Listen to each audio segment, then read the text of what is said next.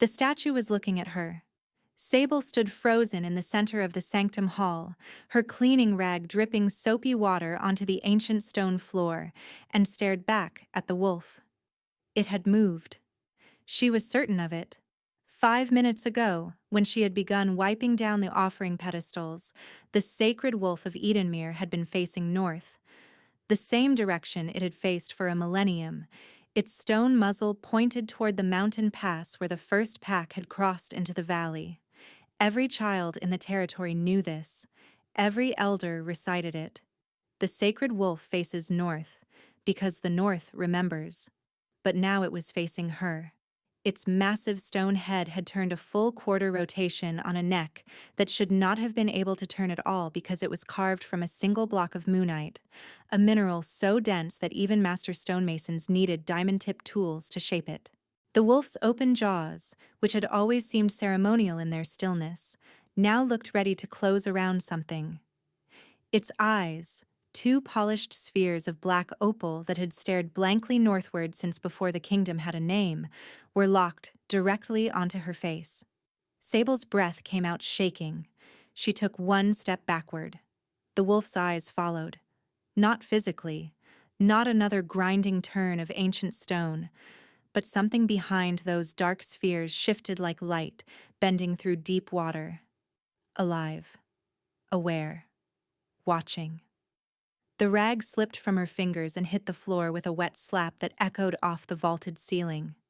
She was a nobody. A temple sweeper. The lowest rung of the sanctum's domestic staff, hired 3 months ago because the previous girl had eloped with a tanner's apprentice, and someone needed to mop the floors before dawn prayers.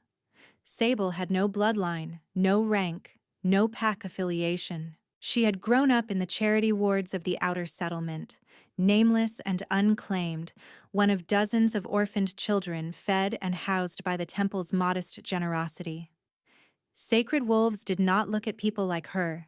Sacred wolves did not look at anyone. They were stone. A door groaned open behind her. Sable spun around.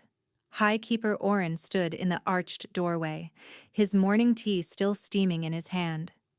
He was a tall, thin man with a silver-streaked beard and the permanently disappointed expression of someone who had spent 40 years maintaining a building that was older than most civilizations.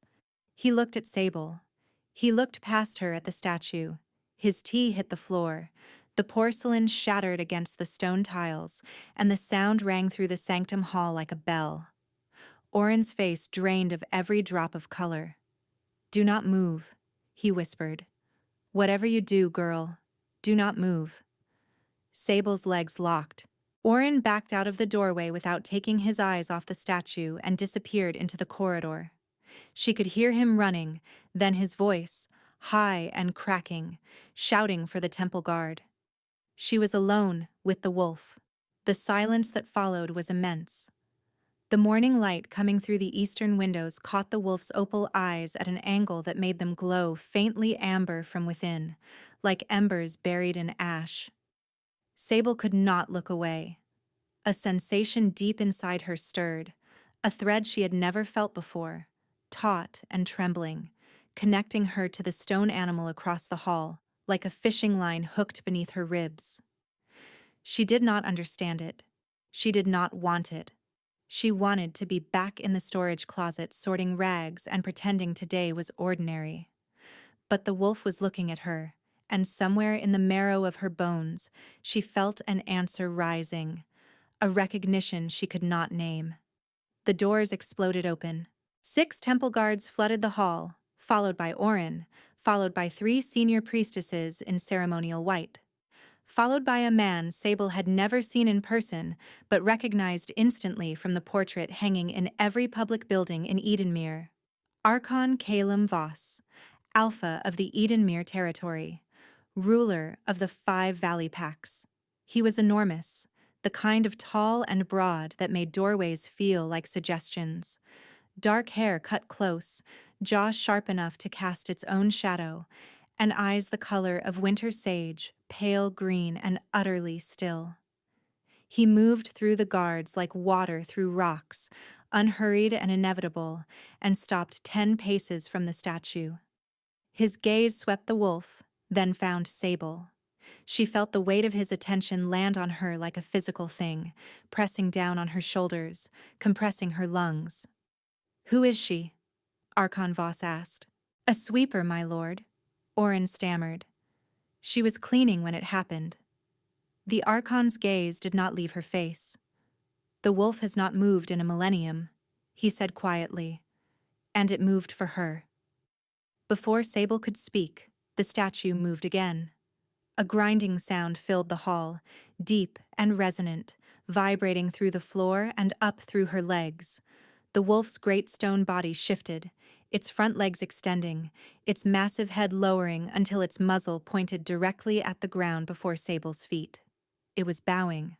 The sacred wolf of Edenmere, the immortal guardian, the Millennium Sentinel, was bowing to a temple sweeper. Every person in the room dropped to their knees.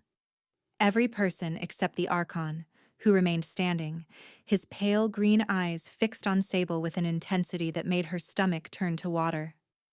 "Bring her to the Sanctum Council," he said. "Now." The council chamber smelled of cedar smoke and old decisions. Sable sat on a wooden bench against the wall, her hands clasped so tightly in her lap that her knuckles ached, and tried to make herself small, while 14 of the most powerful people in Edenmere argued about what to do with her. She caught fragments: prophecy, bloodline contamination, security risk, ancient texts. Someone mentioned banishment casually, like they were discussing what to serve for lunch, and Sable's vision went gray at the edges.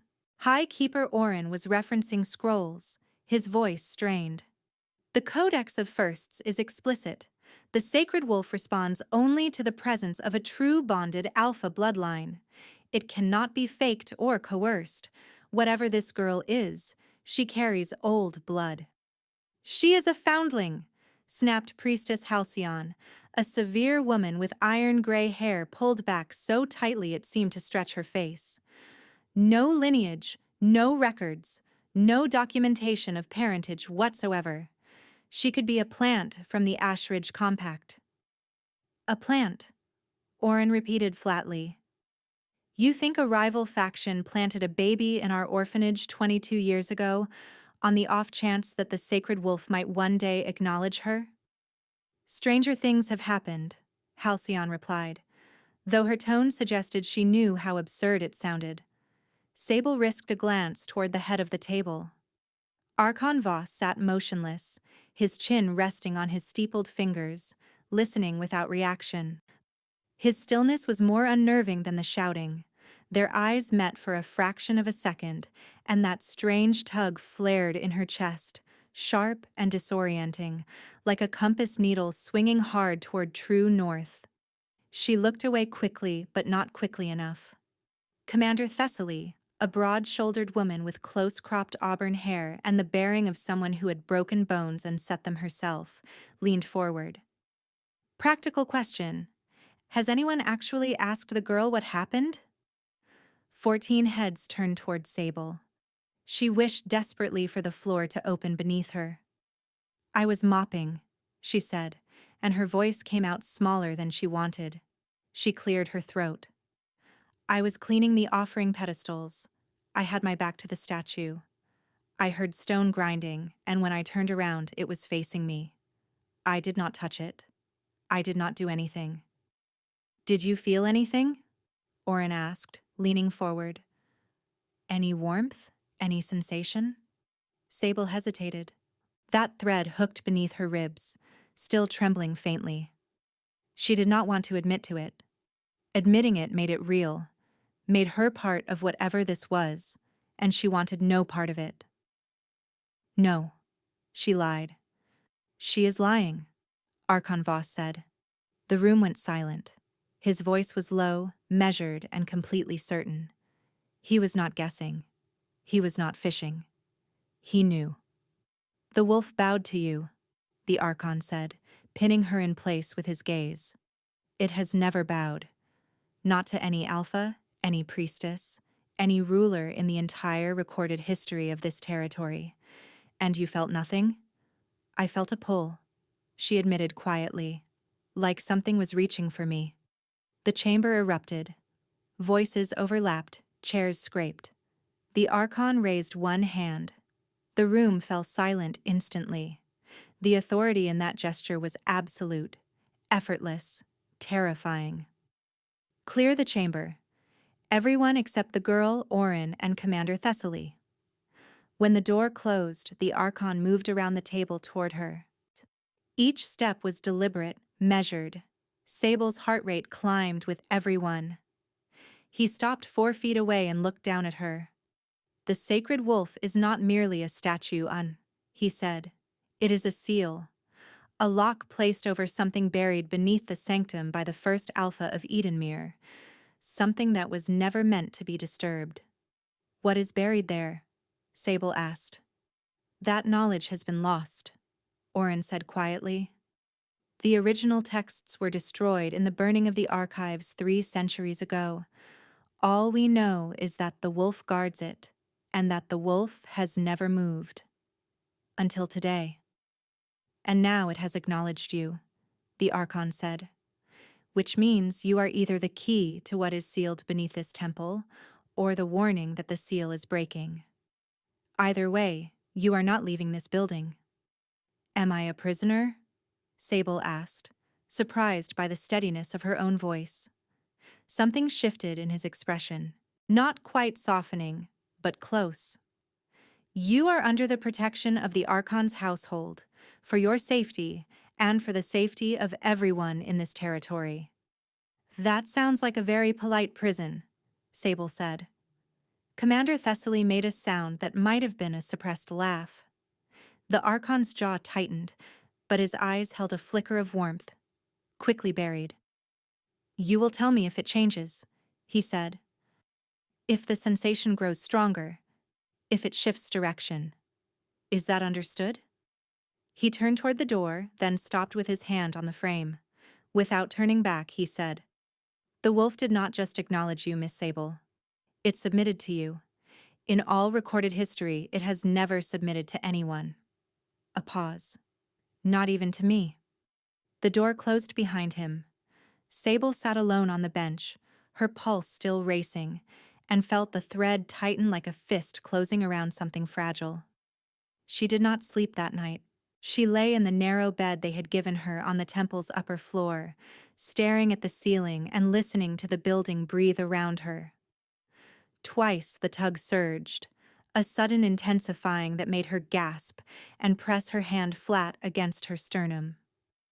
Both times it faded after a few seconds, leaving her shaken and wide-eyed in the dark. Just before dawn, she heard footsteps in the corridor outside her door. Heavy, deliberate, pacing. They stopped outside her room for a long moment, then moved on. In the morning, Commander Thessaly arrived with breakfast and a grim expression. The Archon wants you in the sanctum hall. Something happened overnight. Sable's stomach clenched. What kind of something? Thessaly's mouth pressed into a thin line. The kind where the statue moved again, and this time, it was not just the head. The sacred wolf had stepped off its pedestal. Sable stood in the doorway of the sanctum hall and stared. The massive stone wolf had moved forward, its front paws now resting on the hall floor, its hind legs still on the platform, its body caught mid-descent like a dog climbing off a bed. The stone around the pedestal's edge was cracked where the weight had shifted, hairline fractures spreading through the ancient marble. It happened around the 3rd hour past midnight, Orin said beside her, his voice hushed. The night guards heard the grinding and came running. By the time they arrived, it had stopped. Sable stepped into the hall. The tug flared immediately, stronger than before, warm and urgent. The wolf's opal eyes caught the morning light, and that same deep amber glow pulsed within them. It is moving toward you, Archon Voss said from behind her. She had not heard him approach. His voice was close, low, and it sent a shiver down her spine that had nothing to do with the statue. She turned and found him standing barely 3 feet away, his winter sage eyes fixed not on the wolf, but on her. Every movement it has made since yesterday has been in your direction, he continued. Your chamber is directly above this hall. Last night, it moved toward you. I want you to approach it, the Archon said. And you are certain that is wise? No, the Archon said, and for the briefest moment a flicker of vulnerability crossed his face. But I will be beside you. That should not have been comforting. He was the most powerful and dangerous alpha in the 5 Valleys, a man whose reputation for ruthless precision in battle was matched only by his cold composure. Being beside him should have made her more afraid, not less. But the fear loosened its grip, and Sable walked forward. The Archon matched her pace, staying 1 step to her right and slightly ahead. His body angled between her and the wolf in a way that seemed instinctive rather than deliberate. She noticed it. She filed it away and tried not to think about what it meant. 10 paces from the wolf, the tug became a hum, vibrating through her bones. At 5 paces, it was a roar, filling her skull, drowning out thought. At 3 paces, she stopped. Not because of fear, but because something else had happened. The Archon had stopped beside her, and his breathing had changed. She glanced at him. His jaw was clenched, his hands balled into fists at his sides, and his eyes were closed. A fine tremor ran through his shoulders. "My lord?" Sable said, alarmed. His eyes opened. They were no longer winter sage. They were gold, bright and burning. The unmistakable shift of a wolf pressing forward behind a human face. He blinked hard and the gold receded, but not entirely.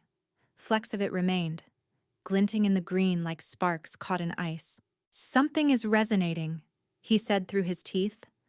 "The closer you get to the statue, the more I can feel it. Like a frequency I cannot shut out." "Feel what?" He looked at her, and the raw confusion in his expression was so unguarded, so completely at odds with the controlled mask he wore, that it stole her breath. "You," he said. Then he turned sharply and walked away, his stride too fast, too rigid, the movement of a man retreating from something he had not expected.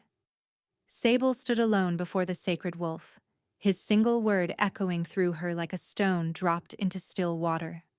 The rest of the day passed in examinations and questions.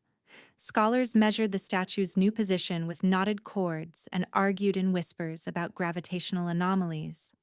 Priestess Halcyon performed 3 separate divination rituals, each producing inconclusive results that she blamed on atmospheric interference. Sable was poked, prodded, asked to recite her full history, which took approximately 40 seconds since she had almost none, and made to stand at various distances from the statue, while people recorded whether the wolf's eyes tracked her movement.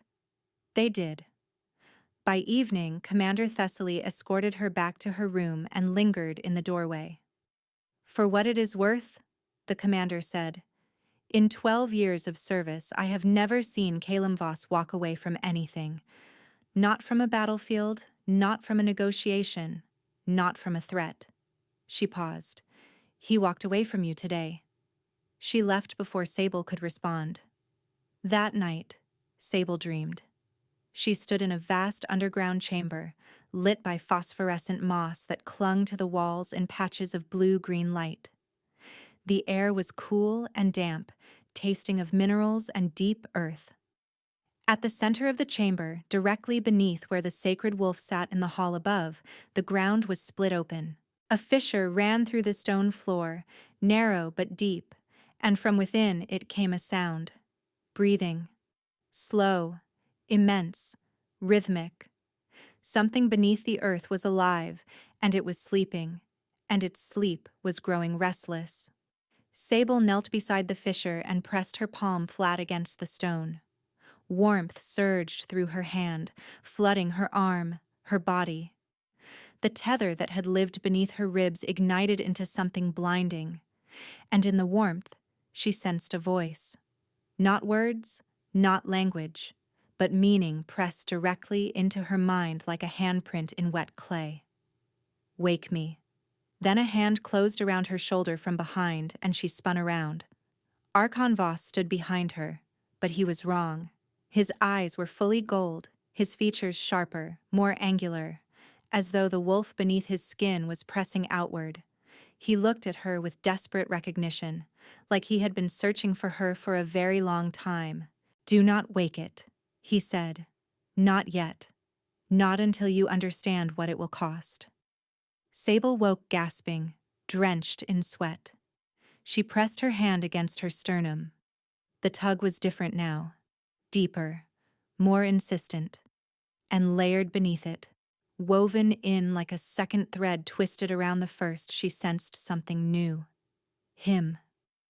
Faint and distant, like hearing music through a wall, but unmistakable.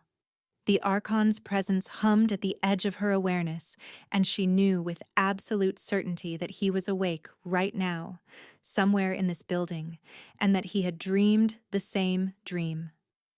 A knock came at her door. Hard, urgent, rattling the hinges. A temple guard stood in the corridor, his face pale and drawn.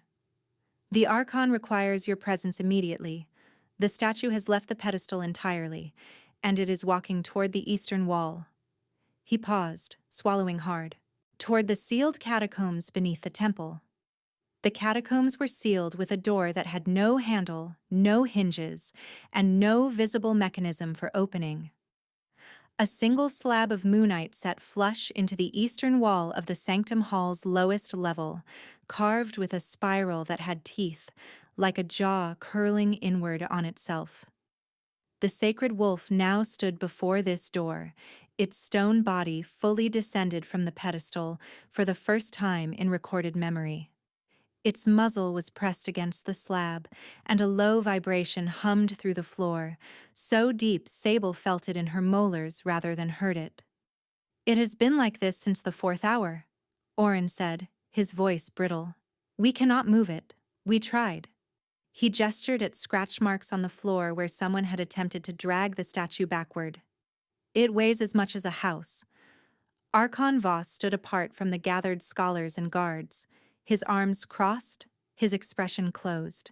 He had not looked at Sable since she arrived. The deliberateness of it was louder than words. She pulled Orin aside and told him about the dream.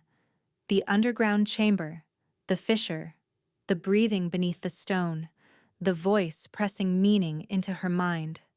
She did not describe the Archon appearing behind her with golden eyes and desperate recognition. That part she kept locked behind her teeth. Orin listened without interrupting, his face growing progressively more ashen. "There is something alive beneath this temple," he said, almost to himself, "and it is calling to you." "You do nothing," Archon Voss said from across the room, still not looking at her. "You do not approach that door. You do not answer whatever is calling you. Is that clear?" "With respect, my lord. Doing nothing does not seem to be working particularly well. The statue is actively trying to open that door. Which is precisely why we do not help it." "And if it opens on its own?" He finally looked at her, and the conflict in his face was raw. She could sense him through that strange new thread, faint but unmistakable. His fear, not of the door, not of whatever lay beneath the temple, but of her, of what she was becoming entangled in. "Then we will deal with it," he said quietly. "But you will not be anywhere near it when it happens." He assigned her a new room on the opposite side of the temple, as far from the sealed door as the building allowed. Commander Thessaly moved her things personally and set a rotating guard outside. That night, alone in her new room, the ache had not dulled with distance.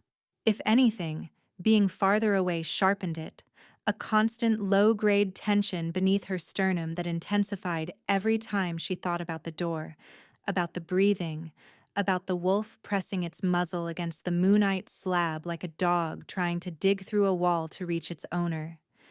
She could sense him too, fainter now, but present, a steady hum at the periphery of her awareness, He was awake.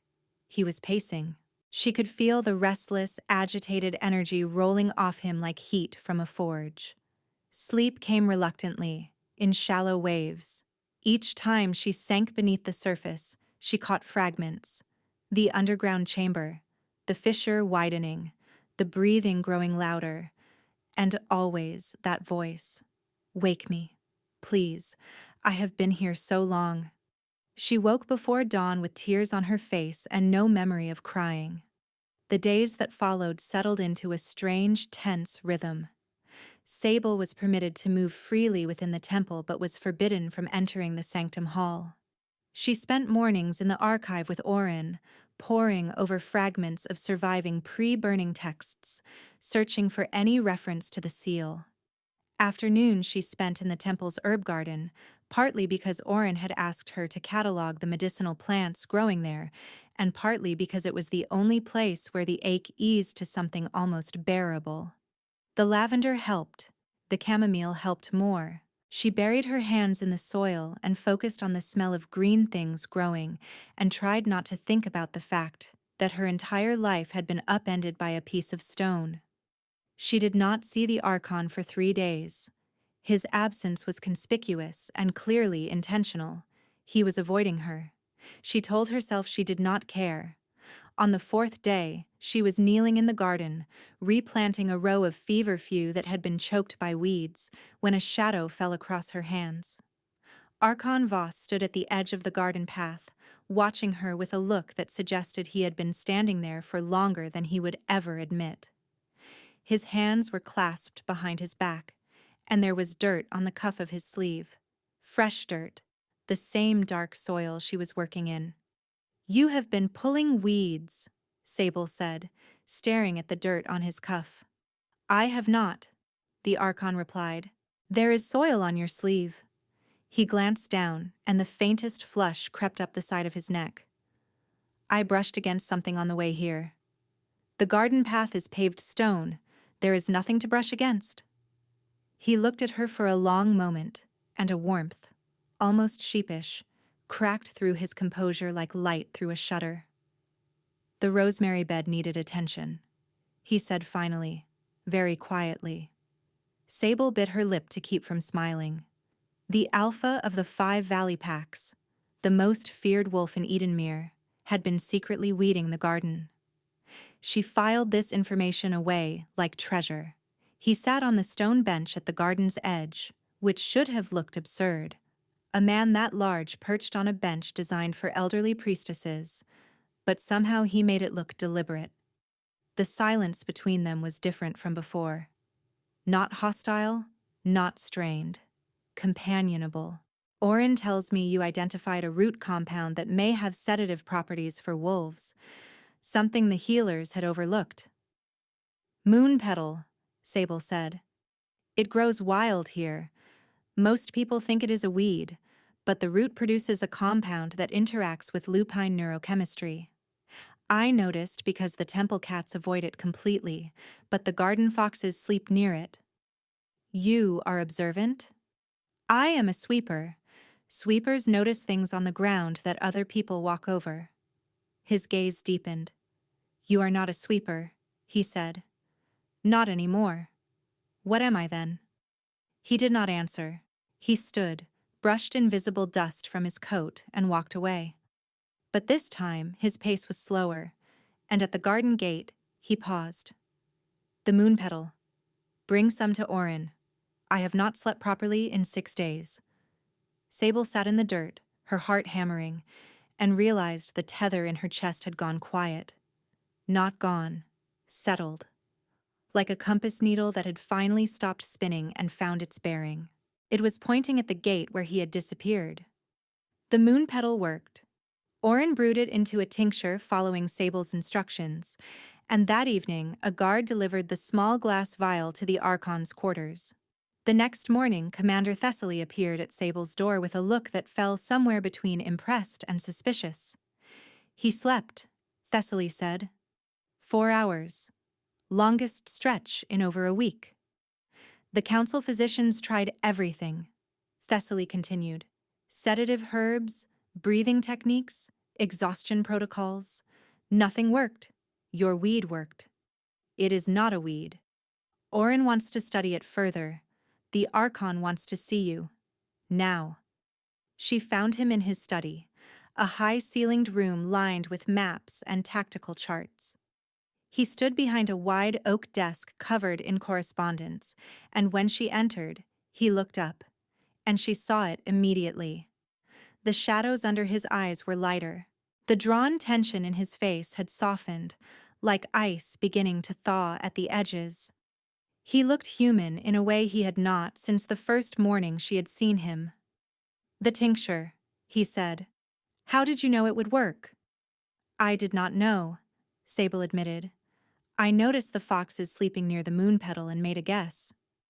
"A guess? Based on fox behavior?" "Foxes are surprisingly informative." He stared at her. His composure cracked, subtle but unmistakable, and he exhaled through his nose in a way that was almost a laugh. "Sit down," he said, gesturing to the chair across from his desk. "I have questions about the compound." What followed was an hour-long conversation about moon petal root chemistry that should have been dry and clinical, but was not. The Archon asked precise, intelligent questions.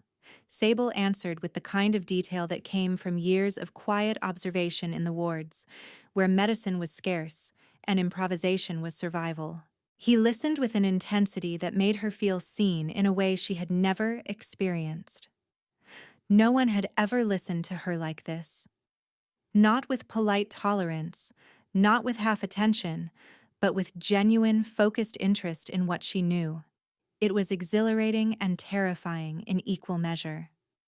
"You should have been trained as a healer," the Archon said. "Nobody trains foundlings," Sable said, and immediately wished she could pull the words back. They had come out sharper than she intended, edged with a bitterness she usually kept buried. His expression shifted. "No," he said quietly. "They do not. And that is a failure of this territory, not of you." Her throat felt tight. She could count on one hand the number of times in her life someone had told her that the gaps in her existence were not her fault. "The tincture needs to be brewed fresh daily," she said, redirecting before emotion reached her voice. "The active compounds degrade within 12 hours. I can prepare it each evening and have it delivered." "Or you could bring it yourself," the Archon said. Their eyes met. The thread between them hummed, warm and steady. "If that is more practical," he added, his tone carefully neutral. "It is more practical," Sable agreed, equally neutral. Neither of them was fooling anyone, and so a routine formed. Each evening, after the temple settled into its nighttime quiet, Sable brewed a fresh vial of moon petal tincture and carried it to the Archon's study. The first 2 nights, she handed it to him at the door and left. The third night, he invited her in. The fourth, she did not wait to be invited. They talked. Not about the statue, not about the sealed door, not about the thing breathing beneath the temple. He asked about her years growing up, and she told him about the matron who taught her to identify plants by smell, about the night she accidentally turned a guardsman's poultice purple with the wrong root, about the first time she saw snow falling through the high windows of the dormitory and thought the sky was coming apart. He listened to everything. He remembered everything. "The matron," he said one evening, 3 weeks into their routine. "The one who taught you plants. What was her name?" She had mentioned the woman once, in passing, on the third night. "Odessa," she said. "She passed when I was 11. "I am sorry," the Archon said, and meant it. She noticed things about him in return. He held his pen too tightly when frustrated, leaving indentations in the paper. He rubbed the bridge of his nose when tired, a gesture so habitual he did not seem aware of it. He kept a small carved wolf on his desk that he turned in his fingers when thinking, a childhood object, worn smooth by decades of handling. "It was my mother's," he said when he caught her looking at it. He set it down quickly, as if embarrassed. It is lovely. It is poorly carved. She was not talented with a knife. That is what makes it lovely. He went very quiet, and something shifted between them, a barrier thinning, a wall developing cracks. She could sense his emotion through the thread that connected them, a deep, aching tenderness he was trying desperately to suppress. "You should go," he said softly. "It is late." At the door, she turned back. "You have not taken the tincture tonight." "I know." "You will not sleep without it." "I know that too." He was looking at her in a way that made her pulse stutter. "I find that I would rather be awake right now." Sable left before her face could betray her completely. She made it halfway down the corridor before she pressed her back against the wall and covered her burning cheeks with both hands. She was in trouble. Deep, irreversible, exhilarating trouble. The dream came again that night. The underground chamber, the fissure, the breathing. But this time, when she pressed her hand to the stone, she did not hear the voice saying, "Wake me." She heard screaming. Hundreds of voices, layered and overlapping, howling in pain and fury and grief. The sound was so enormous it drove her to her knees. She clamped her hands over her ears, but it poured through her fingers, through her skull, through her bones. And beneath the screaming, she sensed the Archon.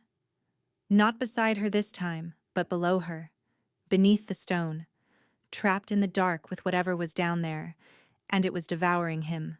Sable woke screaming his name. She ran. Barefoot, still in her sleeping clothes, Sable tore through the temple corridors in the gray half-light before dawn. The stone was ice against her feet. Her breath came in ragged gasps that echoed off the walls. She could feel him through the thread, faint and flickering, like a candle guttering in wind. She reached his quarters and slammed both palms against the door. Calum. His name came out raw and desperate, stripped of title and formality. "Calum, open the door." Silence. The thread flickered again, weaker.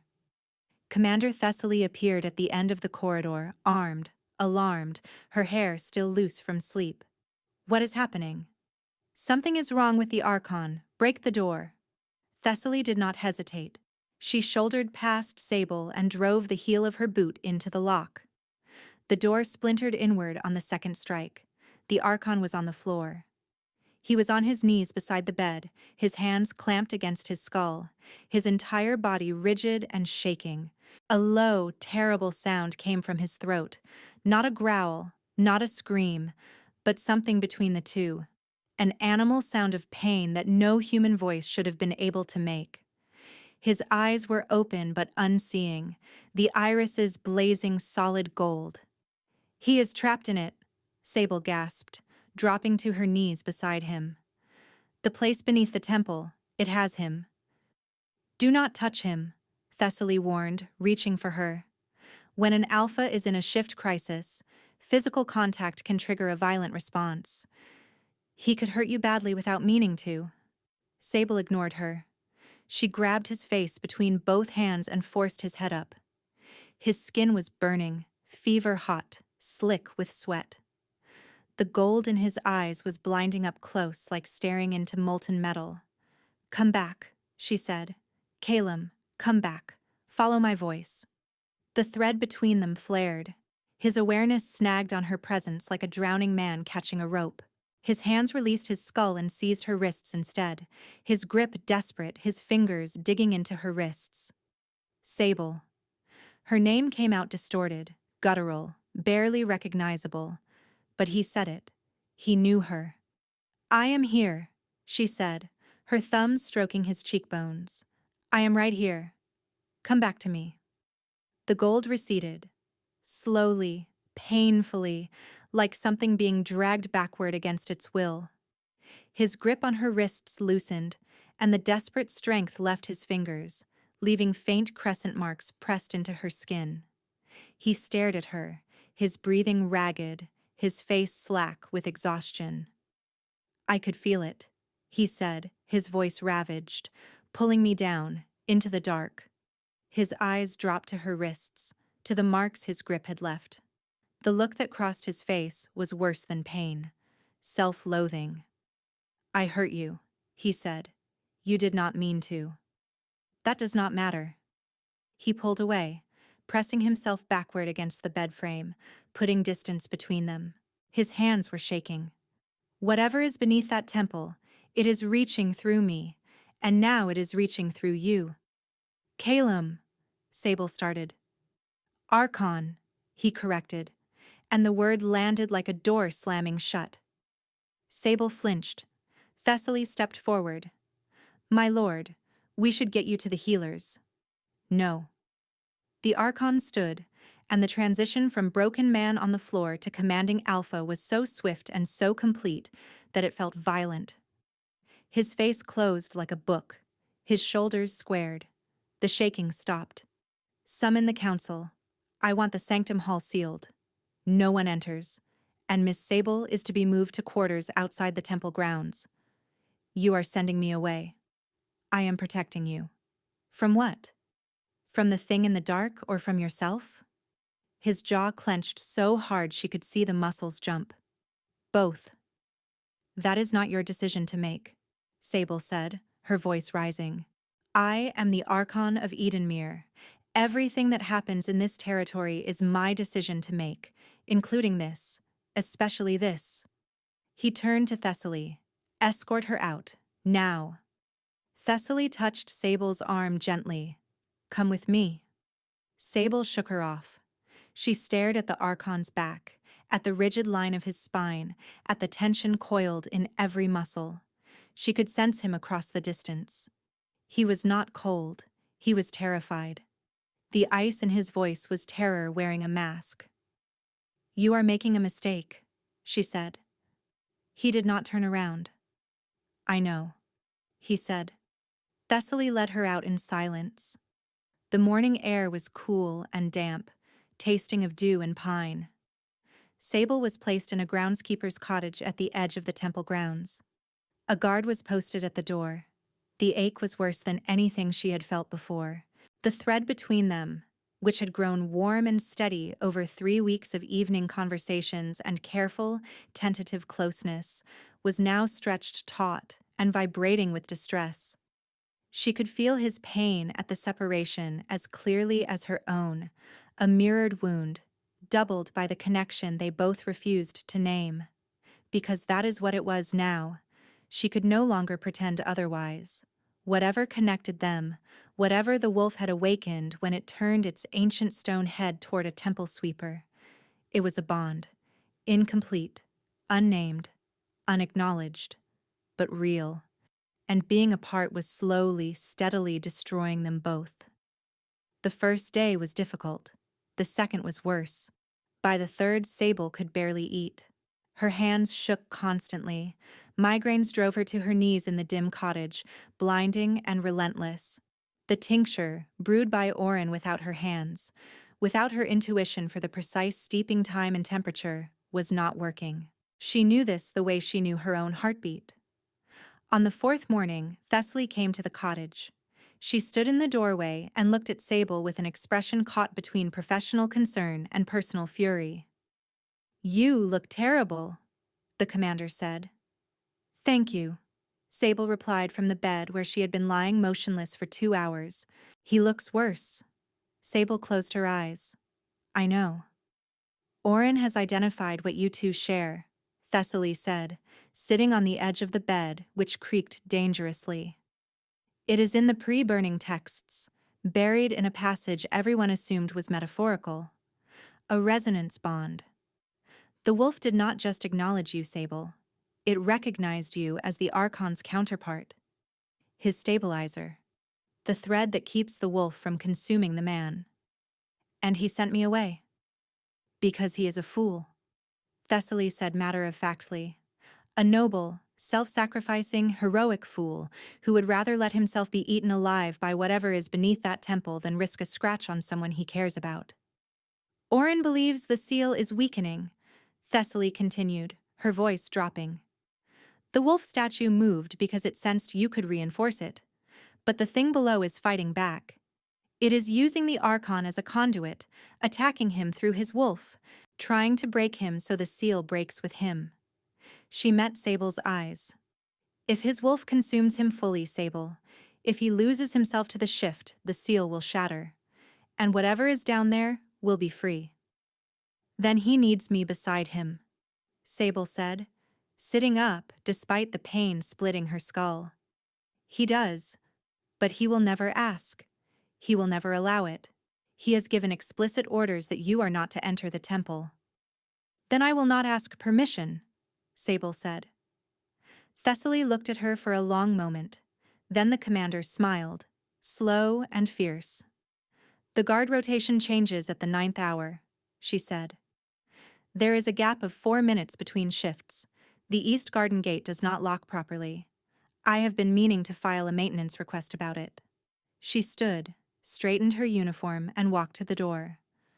I did not tell you any of this, she added. Tell me what? Sable replied.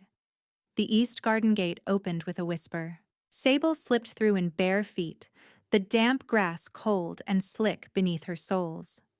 The temple loomed against the night sky, its stone walls silver under a 3/4 moon. The guard station at the main entrance was lit, but the garden path was dark, shielded by the high hedgerows that she had spent weeks tending. She entered through the kitchen passage, a narrow corridor used by the domestic staff that connected the garden stores to the upper levels. Her heartbeat was deafening in her ears. The thread drew her forward like a hand wrapped around her spine, insistent, urgent, leading her upward through hallways she could have walked blind. She found him in his study. The door was open. A single candle burned on the desk. Archon Calum Voss sat behind it with his head in his hands, his fingers buried in his hair, and he looked like a man who had been sitting that way for hours. The moon petal tincture sat untouched on the desk beside him. Sable stepped inside and closed the door. His head came up. The candlelight caught his face, and Sable's breath left her entirely. He looked ravaged.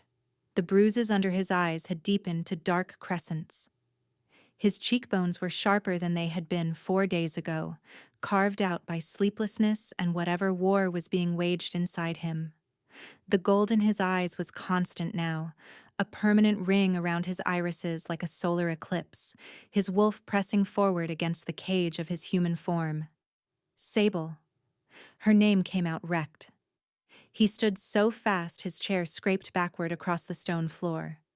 You should not be here. I know. I gave orders. I know that too. Then why are you here? His voice cracked on the last word, and the sound shattered something inside her. Because you are dying, Sable said, moving toward him. Because the tincture does not work without me. Because the bond we share is not a suggestion, Calum. It is a fact. And ignoring it is killing us both. He flinched at the word bond. If you stay close to me, it will use you. Whatever is sealed beneath the temple has been reaching through me for weeks, trying to find a way to break the seal. If our bond strengthens, you become a target, a lever it can pull. His voice dropped to barely above a whisper. I will not let you become collateral damage for a war that began a millennium before you were born.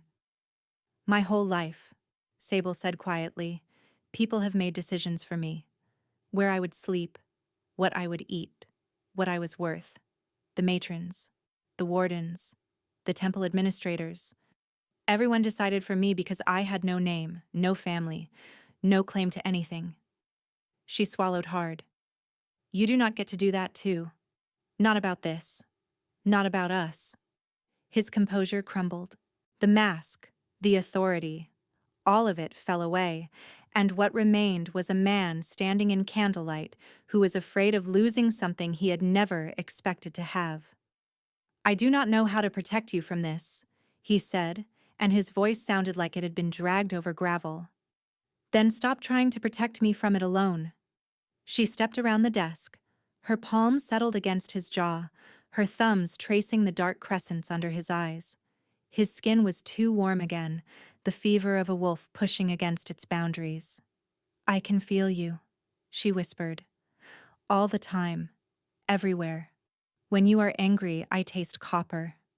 When you are grieving, my chest fills with water. When you laugh, and you have only laughed twice in my presence, but when you do, it feels like sunlight breaking through a window I did not know was there. His hands came up to cover hers. His fingers trembled against her knuckles. Tell me to leave, Sable said. Mean it this time. Mean it through the bond where I can sense whether you are lying. And I will go. She felt him try, felt the word forming in his throat, felt him reaching for the cold, authoritative voice of the Archon, the one that issued orders and expected obedience. Felt it collapse before it reached his mouth. I cannot, he said. Then let me stay. He pressed his forehead against hers, his breath shuddering out. She could feel the bond flaring, widening, the thread becoming a river of warmth flooding through both of them. His wolf pressed forward, not aggressive, not feral, but yearning toward her with a desperation that matched his own. Stay, he whispered. She kissed him. It was not tentative, not questioning. She rose onto her toes and pressed her mouth to his with all the certainty she had earned through weeks of separation and sleepless nights, and the relentless, aching need that had taught her what it meant to belong to someone. He responded like a dam breaking. His arms wrapped around her, lifting her against him, one hand cradling the back of her head, the other pressed flat against her lower back. He kissed her like she was the answer to every question he had ever been afraid to ask. If we do this, he said against her lips, his voice rough and breathless, the bond completes. There is no undoing it. You will be tied to me, to this, to whatever is coming. I need you to understand that. I understand. I choose this. I choose you. He carried her to his chambers, and they sat together on the edge of the bed, foreheads touching, hands intertwined. The bond completed in stages, each point of contact deepening it, each whispered word weaving another strand into the connection between them. She felt his wolf rise to meet her, settle around her like a second skin, warm and protective and permanent. He felt the fraying edges of his control knit together where her presence touched them. When the bonding mark sealed, a warmth blazing where his lips pressed against the curve of her neck, hers against his shoulder, the bond snapped into fullness like a sunrise filling a dark room. Light and warmth and belonging flooded through them both, and the thing beneath the temple went quiet. They lay side by side afterward, his arms wrapped around her like the world might try to take her if he loosened his grip. I can hear your heartbeat, Sable murmured against his skin. It has been yours for longer than I wanted to admit, he replied, his voice drowsy and warm in a way she had never heard from him before. She felt him sinking. Sleep, real sleep, deep and uninterrupted, pulling him under. His breathing steadied. His arms grew heavy. His wolf settled, curled and content, and the bond hummed with quiet, golden peace. Sable closed her eyes and followed him into sleep. She woke in the dark. Not the warm dark of his chambers, the cold dark. The underground chamber stretched around her, vast and suffocating, the phosphorescent moss sputtering like a dying flame. The fissure in the floor had widened into a wound, 3 feet across, yawning open like a mouth. And the breathing from below had become a roar. Sable stood at the edge of the fissure and felt heat pouring upward like the breath of a furnace. The air shimmered with it, distorting the dim light, making the chamber walls ripple and dance. Calum was beside her. She sensed him through the bond before she saw him, solid and real and present in a way he had never been in these dreams before. The bonding mark on her neck pulsed with warmth, and his hand found hers in the dark. We are here together this time, he said, his voice steady despite the enormity of what lay before them. Together, she confirmed, squeezing his hand. The roar beneath them shifted. There was language in it, buried under centuries of rage and confinement. Sable knelt at the edge and pressed her free hand to the stone, ignoring Caleb's immediate instinctive move to pull her back. The voice hit her like a wave. Not a plea this time. A story. It poured through her in images and sensations, too fast and too dense to process as words. She let it wash through her and tried to hold on to the pieces as they passed. A wolf, not a statue. A living creature, immense and ancient, the first of its kind. The guardian of the valley before there were packs, before there were alphas, before the territory had a name. She saw it running through forests that no longer existed, drinking from rivers that had changed course centuries ago, sleeping in meadows that were now towns. And then, the betrayal. The first Alpha of Edenmere had not sealed the wolf to protect the valley. He had sealed it to take its power. The wolf's connection to the land, its authority over every living creature in the territory the first Alpha had wanted it for himself.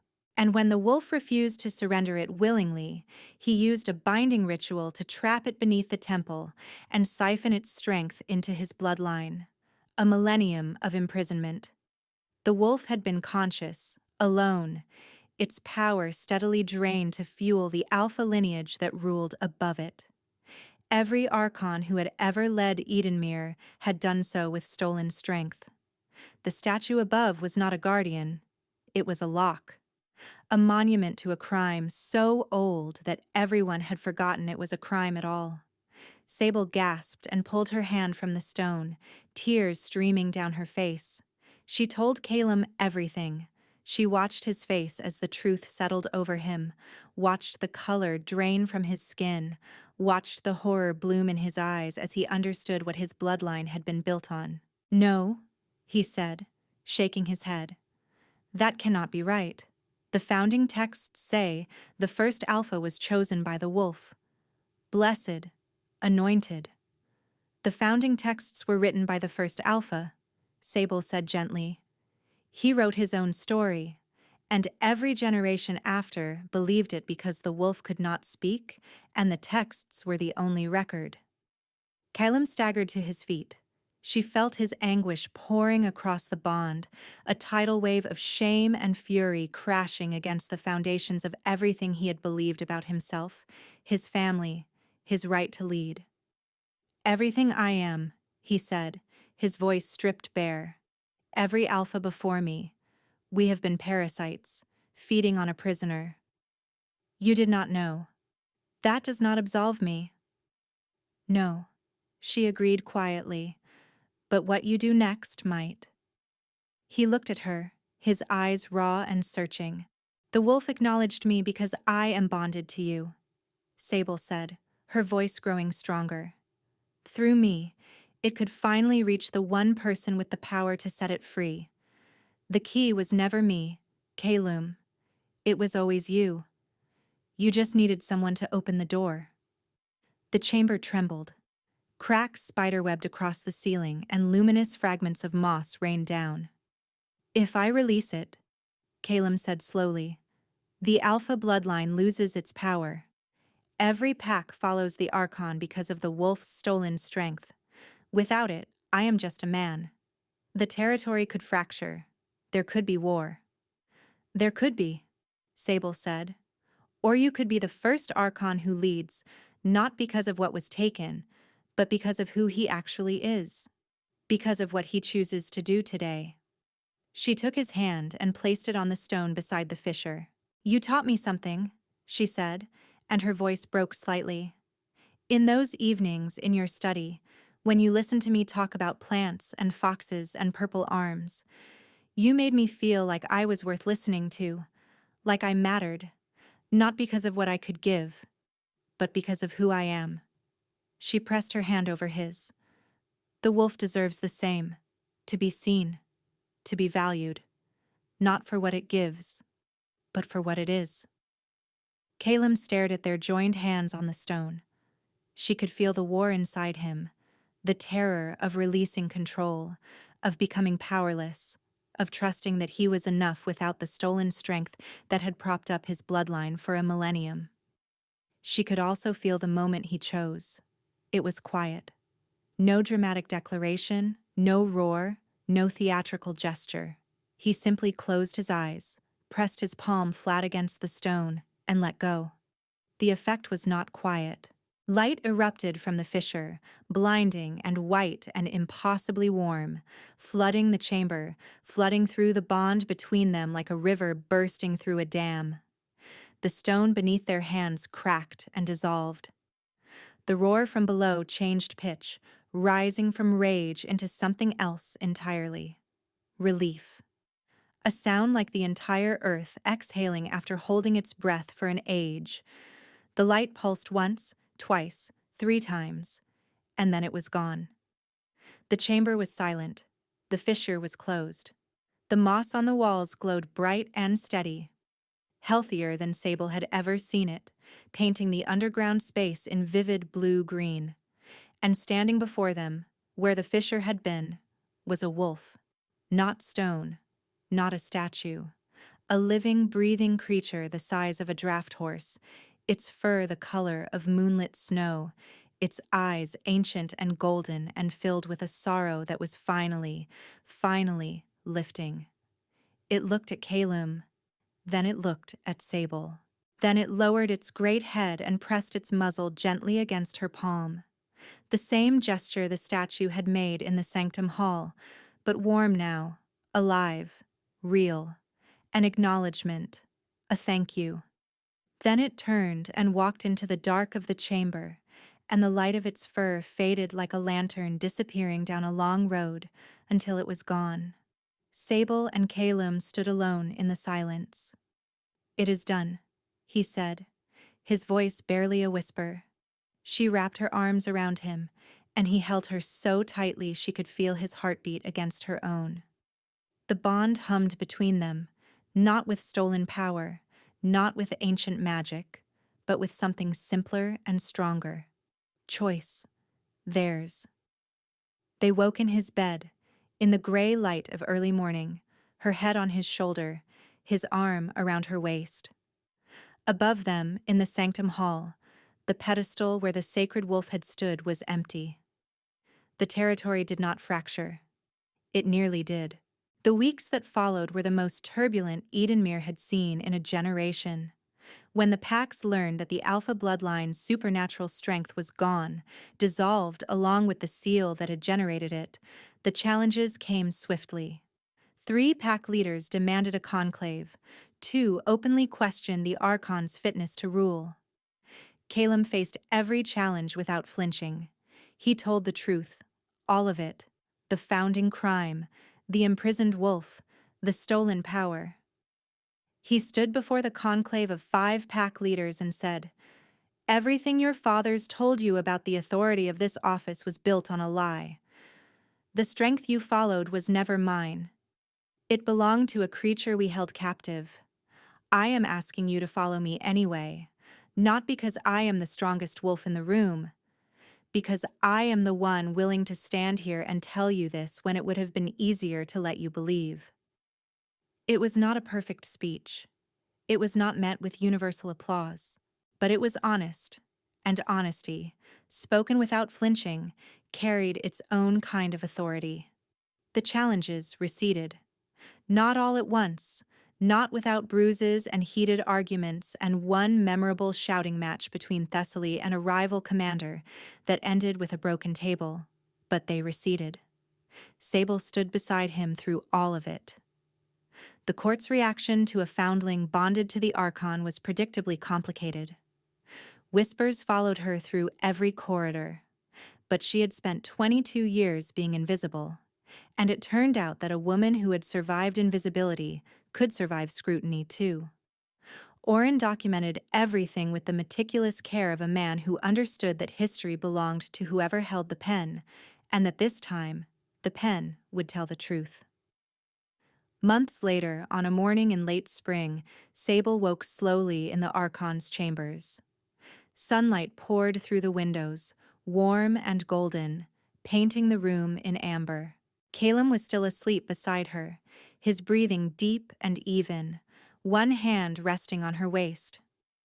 She studied him in the quiet light.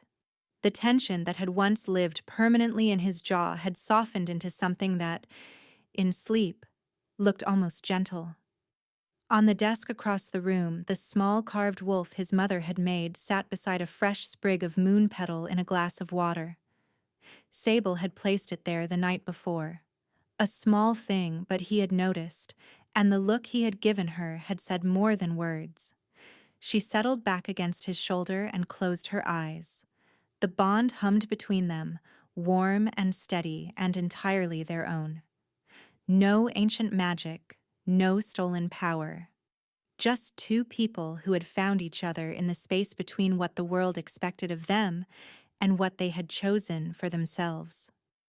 Outside, in the sanctum hall, the empty pedestal stood in a shaft of morning light.